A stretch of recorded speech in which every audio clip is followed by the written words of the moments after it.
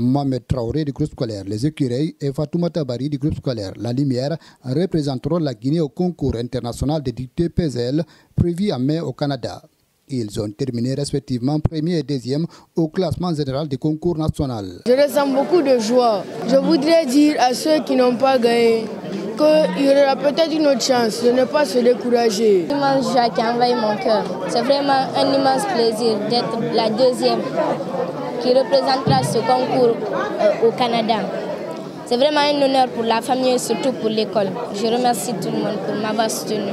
Cette compétition est organisée par l'Association des écoles privées de Guinée avec le soutien de la Fondation Paul Zéré Lajoie. Elle vise à encourager l'apprentissage du français.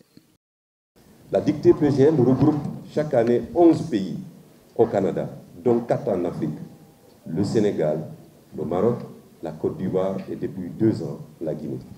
L'association se réjouit de la forte mobilisation des écoles au cours de cet ambitieux projet éducatif, car si l'année dernière, elle a pu toucher 31 327, cette année, elle a pu mobiliser 142 783 élèves du CM1 et CM2 des écoles privées et publiques dans les 7 régions administratives de la Guinée, ainsi que les écoles de Conakry et Grand Conakry.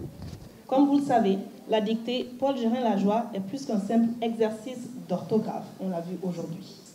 Elle porte une mission essentielle, celle de promouvoir l'éducation, la persévérance et l'ouverture au monde. Ici, en Guinée, comme on le sait tous, où la jeunesse est le cœur du développement, cet engagement prend tout son sens, n'est-ce pas? Maîtriser la langue française, c'est s'ouvrir à de nouvelles opportunités.